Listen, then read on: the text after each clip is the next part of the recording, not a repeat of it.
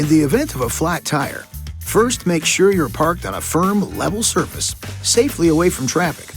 Avoid ice or slippery areas. If your vehicle is equipped with air suspension, you'll need to enable tire jack mode in the Uconnect system with the engine running.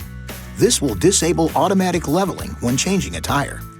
Next, make sure the ignition is off, the hazard lights are on, and the parking brake is fully set. It's a good idea to block the front and rear of the tire diagonally opposite the jacking position. For example, if changing the left rear tire, block the right front tire.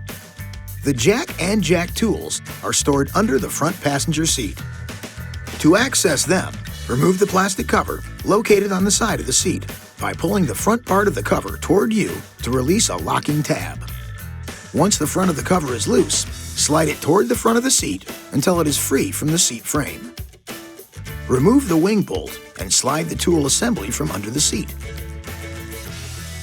Remove the spare tire before attempting to jack up the truck. Attach the lug wrench to the jack extension tube. Make sure the spring clip in each extension tube section clicks together in the mating extension tube. The handle, comprised of all the extension tubes, locks at all positions except the lug wrench attachment. Insert the tube through the access hole between the lower tailgate and the top of the bumper and into the winch mechanism tube. Rotate the lug wrench handle counterclockwise until the spare tire is on the ground with enough cable slack that you can pull it out from under the vehicle. When the spare is clear, tilt the retainer at the end of the cable and pull it through the center of the wheel. Now loosen, but do not remove the wheel lug nuts by turning them counterclockwise one turn while the wheel is still on the ground. Be aware that your vehicle may have locking lug nuts and require the use of an included special tool. Now look for the proper jacking locations. For a front wheel, place the scissor jack under the rear portion of the lower control arm, with the handle extended diagonally toward the rear of the vehicle. For a rear wheel, place the jack under the rear lifting point with the handle extended to the rear of the vehicle. Make sure the jack itself is level. There should be no one inside the vehicle. Stay clear of the area below the vehicle when using the jack or changing a tire, and never start the engine when the vehicle is up on the jack. Now you're ready to raise the vehicle. Before you connect the lug wrench handle to the jack, make sure the jack is directly below the proper lift point. Then, use your fingers to turn the jack screw clockwise to raise the jack until it's securely seated under the lift point.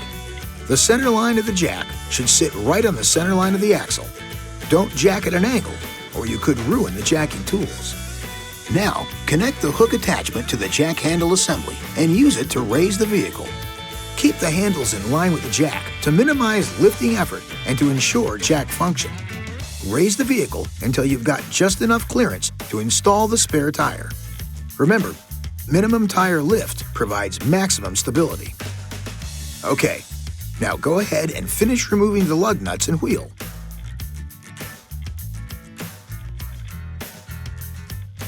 Place the spare tire on the vehicle with the valve stem facing out. The vehicle could be damaged if the spare tire is mounted incorrectly. Now reinstall the lug nuts with the cone-shaped end toward the wheel. Lightly tighten the lug nuts clockwise.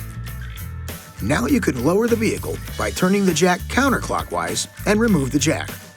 Once on the ground, you can finish tightening the lug nuts. Alternate lug nuts until each lug nut has been tightened twice. Maximum effort should be used for the final tightening of the lug nuts. It's always a good idea to have the tightness checked with a torque wrench by an authorized dealer or at a service station. Now, winch the cable into storage position and safely stow the flat tire. Stow the jack and jack tools back under the passenger seat and you're ready to go.